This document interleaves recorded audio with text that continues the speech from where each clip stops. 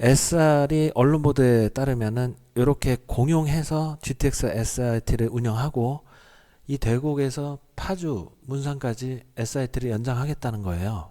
그렇다면 지금 현재 호남선과 경부선을 넘어서 경의선 그리고 국가계획 대통령의 의지에 부합하는 문산까지 그리고 통일을 대비한 개성, 신의주까지도 SR이 한번 노려볼 수 있다는 거겠죠. 안녕하세요. 운포TV입니다. 오늘은 SRT, 수서고속철도라고 하죠. 일산 파주 연장과 경의선의 미래에 대해서 한번 이야기해볼까 합니다. 오늘은 내용이 굉장히 길어요. 굉장히 길어서 영상 순서를 말씀드릴 테니까 순서대로 필요하신 부분만 보셔도 될 것 같아요. 바로 시작하겠습니다. 영상 순서는 이렇습니다. 첫 번째로 SRT는 무엇인가에 대해서 말씀드렸고요. 문재인 대통령 신년사에서부터 SRT 사업 현재 진행 과정, 그리고 향후 SRT의 추진 예상, 경의선 남북 공동선언의 역사와 경의선 개발 문제. 이거는 정치적이긴 한데 그 역사를 꼭 경의선을 포함해서 얘기를 해야 돼요. 그리고 SRT 파주 연장도 여기에 연관이 되어 있기 때문에 얘기를 하겠습니다. 그리고 철도의 단선 복선, 복복선에 대한 이야기, 그리고 문 대통령의 꿈, 유라시아 실크로드 익스프레스가 뭔지 한번 알아보고요.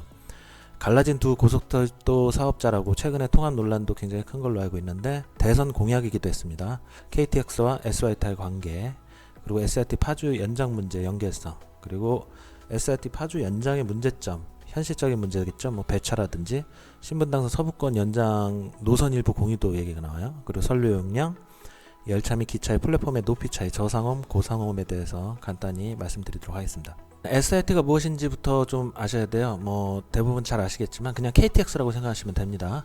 수서 고속철도인데 슈퍼 래피드 트레인이라고 해서 SRT 이렇게 약자를 딴 거고요. 2014년에 수서 고속철도를 설립했고 14년에 주 SR로 사명을 변경했습니다. 그리고 개통일은 2016년 12월 9일 철도 및 연계 수송 사업을 개통을 했고 국내 최초의 수도권 지하 고속철도 개통이에요. 여기 동탄역이 이렇게 나와 있는데 동탄역이 국내에서는 최초로 지하에서 고속철도를 달리는, 지하로 달리는 고속철도입니다. 여기 수서에서 동탄까지 이 구간은 GTX A 노선과 그리고 SRT가 공유를 하게 돼요. 선로 공유 문제가 지금도 문제가 되고 있고, 여기서는 말씀을 드리지 않겠지만 SRT와 GTX가 지금 논란이 되고 있어요. 남부 쪽에서는요. 이쪽 부분에서 용인 역사가 생기고 성남 역사가 생긴단 말이죠. 그러면 SRT 입장에서는 인구 100만, 용인도 인구 100만, 그리고 성남도 인구 거의 100만에 육박한단 말이죠. 이 두 개의 200만의 인구를 흡수할 수 있는 두 개의 정거장이 생기는데 과연 GTX와 연계해서 어떻게 이거를 운영할지, 지금도 용인 사람들이나 성남 판교 분당 사람들은 당연히 성남 역사에 SRT가 쓰길 바라겠죠. 민감한 부분인데 나중에 제가 그 일반적인 부동산 이야기 할 때 그런 영상도 한번 만들어 보도록 하겠습니다. 2020년 문재인 대통령의 신년사 중에 제가 한번 읊어드릴게요. 남북 간 철도의 도로 연결 사업을 실현할 수 있는 현실적인 방안을 남북이 함께 찾아낸다면 국제적인 협력으로 이어질 뿐만 아니라 남북 간 관광 재개와 북한 관광 활성화에도 큰 뒷받침이 될 것입니다. 자, 문재인 대통령께서는 남북 경협, 그리고 평화 통일, 그리고 유라시아 대륙 횡단 열차에 관심이 많고 그것을 자신의 대통령의 꿈으로 가지고 있어요. 이런 대통령의 신년사 불과 2달 전에 보도자료를 냈습니다. 행정기관의 공무원들과 공공기관들은, 부속기관들도 마찬가지고 행정부의 수반, 대통령의 의지를 반영할 수밖에 없습니다. 그들이 할 일이죠. 경기도도 국가철도망 구축계획 건의사업 현황에 고속철도에 이 대통령의 신년사를 적극 예상이라도 한 듯 반영을 해놨습니다. 두 개 사업의 공통점이 보이시죠? 개성, 파주 다 북한과 관련된 고속철도 사업이 물망에 올라 있습니다. 이런 것을 보더라도 SRT 파주 연장 광명 개선선, 대통령과 행정부는 지금 현재 국가철도망 계획의 통일을 대비한 국가철도망 계획, 그리고 파주와 개성, 북한을 많이 고려하고 있습니다. SRT 파주 연장은 상당히 긍정적이다. 상위 국가철도망 계획에도 지금 포함되는 사업인 겁니다. 자, 역시나 발빠르게 파주시에서도 SRT 파주 연장 관련 긴급 용역서를 계약을 체결했어요. 이제는 SRT 파주 연장이 그냥 얘기로만, 소문으로만 떠오르는 것이 아니라 파주시에서 실질적으로 지자체에서 용역 타당성 검토에 들어갔기 때문에 이걸 바탕으로 2021년 4월에 있을 제4차 국가철도망 계획에 반영이 될지 안 될지 이제 영향을 주게 됩니다. 조사기간은 180일이기 때문에 6개월 뒤에 제가 영상을 한번 만들어 보도록 할게요. 요 전문가들이 한 용역 계약 결과가 굉장히 중요하겠죠. 확인해 봐야 될 부분은 철도 노선 관계 정립이 필요하다는 거죠. 지금 굉장히 경의중화선과 3호선 연장, GTX-A, 조리금천선까지 종합적으로 검토를 하는 거예요. 그리고 GTX-A 노선과의 공용 방안, 그리고 남북 철도 연결을 위한 SIT 파주 연장, 지금 노선이 확정되지 않았다는 얘기겠죠. 를 받은 낙찰 업체에서 최적화된 사업성과 경제성, 그리고 남북 철도 사업이라든지 이런 부분에서 최적의 효율적인 노선을 제시하는 걸로 나와 있습니다. 추후 SIT 파주 연장의 핵심 과제의 가능성은 무조건 국가철도망 계획에 들어가야 됩니다. 제4차 국가철도망 계획에 포함되지 않는 철도망 계획 사업은 존재할 수 없습니다. 채택이 된다면 사업 추진에 탄력을 받을 것으로 예상돼요. SIT 파주 연장은 GTX 역사와의 선로 공용 문제도 있습니다. 이게 확정이란 게 아니라요. GTX 선로 공용 사업 사용, 그리고 대곡역 백마 구간 4km 철로 연결 문산까지가 언론에 보도된 그런 내용이에요. 대통령의 의지와 현 정부 국가계획에 부합하기 때문에 채택 가능성이 높다고 개인적으로 판단하고 있습니다. 파주시 SIT 일산 파주 연장에 관련해서는 정치적인 대북관계 역사를 살펴볼 필요가 있어요. 도대체 SIT가 어떻게 하다가 운정역까지 왔고 문산까지 간다는 얘기인지, 이 역사적 정치적인 좀 얘기인데 얘기를 안 할 수가 없습니다. 그래서 한번 짚어보도록 할게요. SIT 파주 연장은 결국엔 2000년으로 회귀해야 됩니다. 2000년에 6.15 공동선언이 있었죠.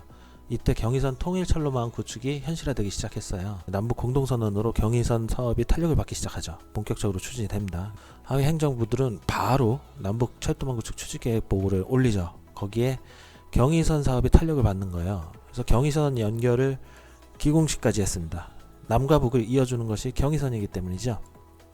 자, 이러한 탄력은 정권이 연장되면서 노무현 대통령께서 당선되면서 이어져 갑니다. 경의선 북선 전체 사업이 탄력을 받게 돼요. 물론 이전 정부 김대중 대통령 정부에서부터 탄력을 받았고 그 전에 이미 사전 타당성 조사를 하고 있었어요. 92년입니다. 오래된 얘기인데 김대중 대통령과 노무현 대통령이 당선되고 남북 관계가 화해와 협력의 무드로 복선 전철화 사업이 본격적으로 착공이 이루어지게 됩니다.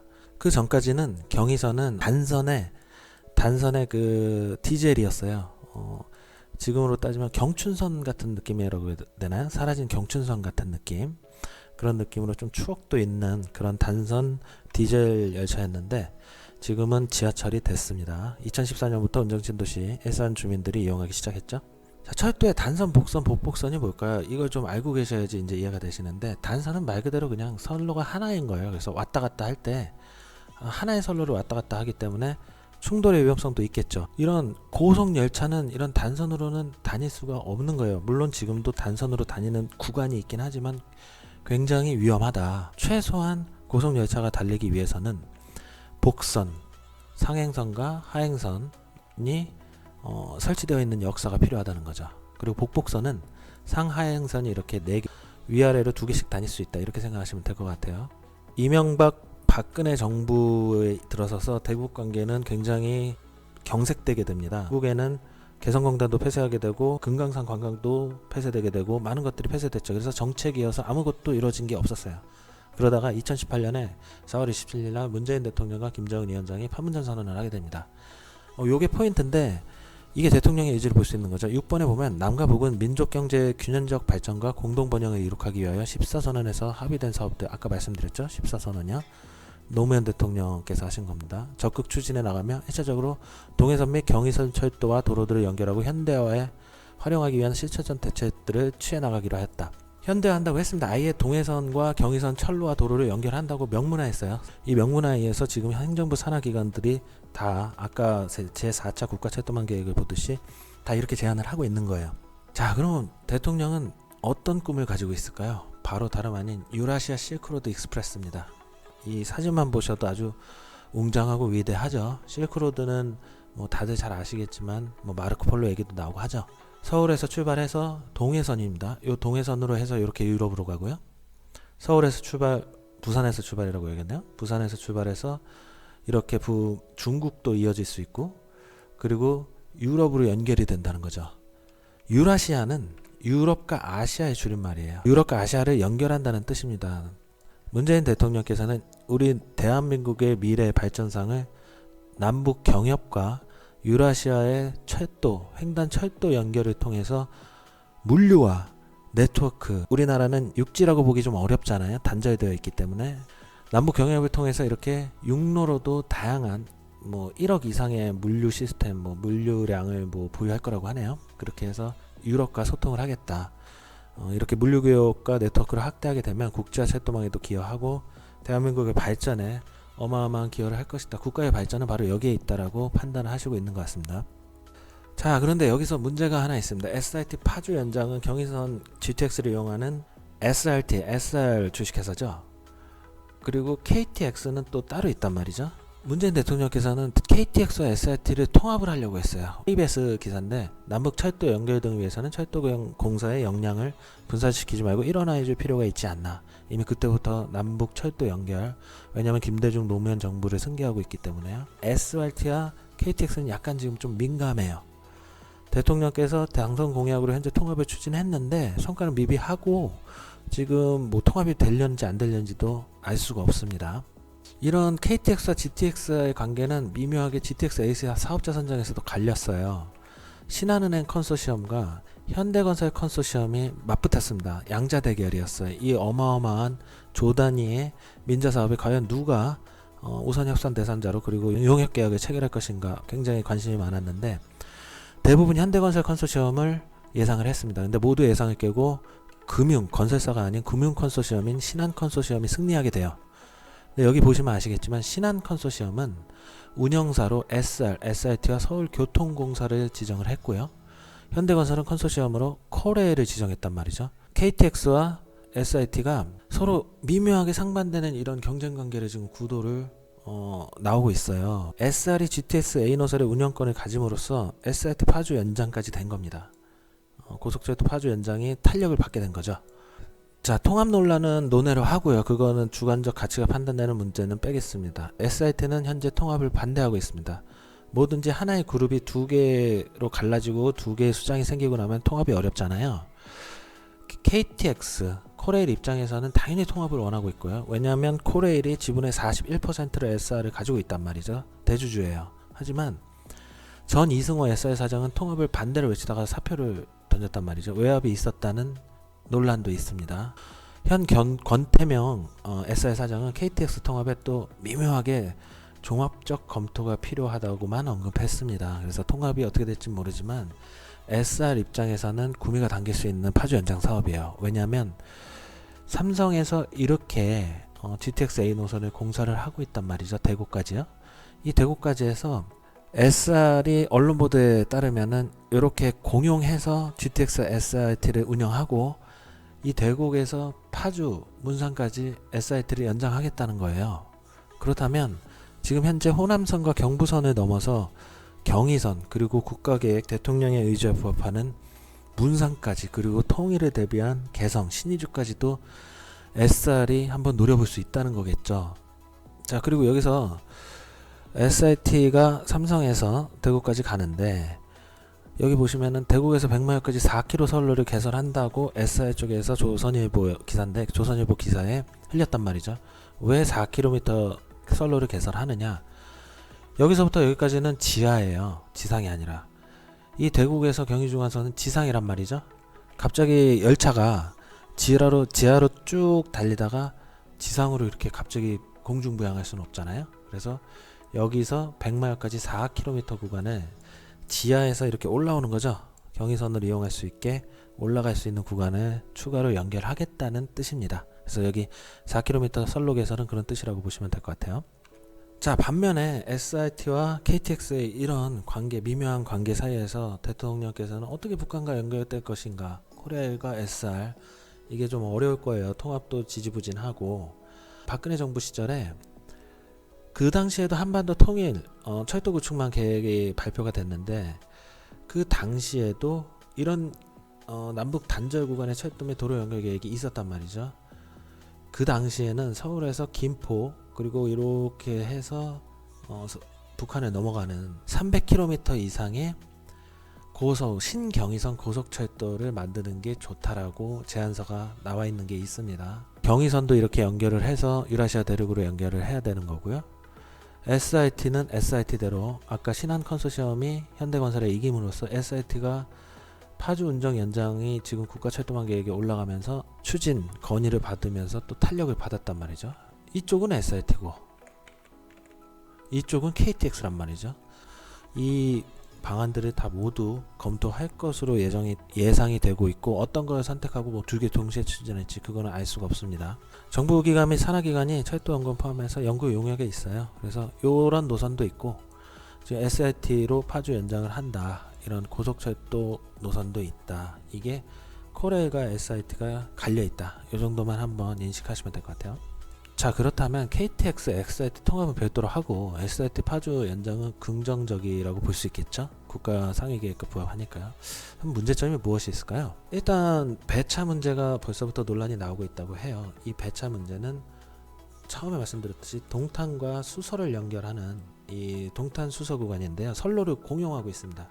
앞으로도 공용할 예정이어서 GTX가 다니고 SRT가 다닌단 말이죠.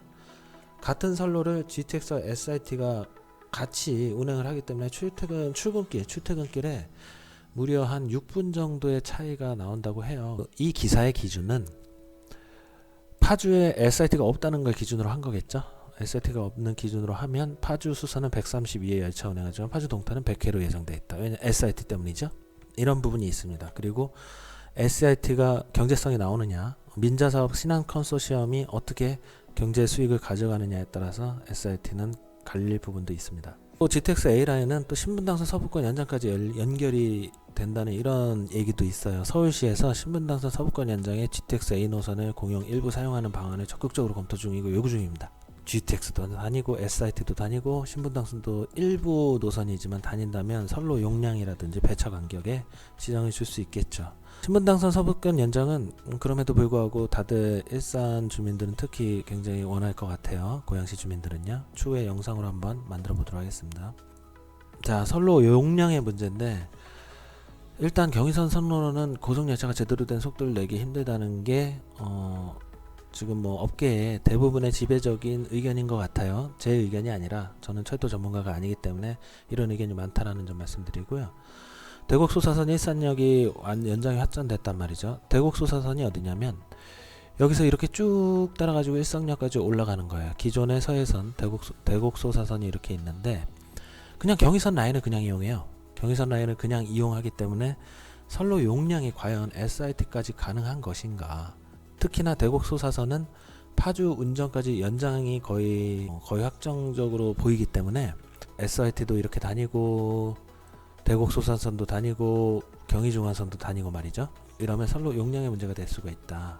특히 경의선은 방향별 복복선, 복선 그리고 복선이 이렇게 깔려 있는데 국가가 철도망 계획을 할 때 통일을 항상 염두에 두기 때문에 경의선 라인은 복복선을 깔 수 있는 부지까지도 마련이 돼 있다는 거죠.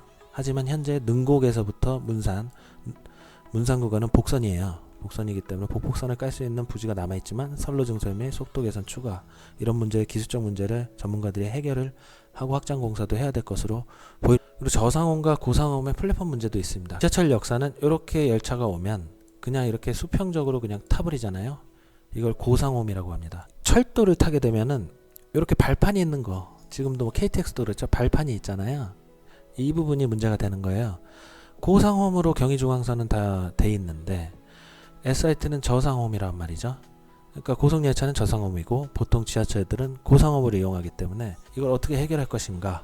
이 오르내리는 고주가 지금까지도 철도계 기술적으로도 많이 어려운 부분이었다고 알고 있어요. 그리고 이건 기술적인 부분이어서 저도 더 자세히는 모르지만 투입되는 SRT 열차가 고상홈과 저상홈 겸용으로 제작돼야 된다는 거죠. SRT가 파주 운정 문산까지 가는 열차를 이렇게 겸용으로 제작된 열차를 투입해야 된다는 얘기인데 이게 현실성 사업 타당성이 있는지는 확인을 해봐야겠죠. 자, 오늘은 내용이 좀 길었네요. 오늘은 여기까지 말씀드리도록 하겠습니다. 언제나 구독과 좋아요는 큰 힘이 되고요. 이번에 구독자 1000명을 넘었더라고요.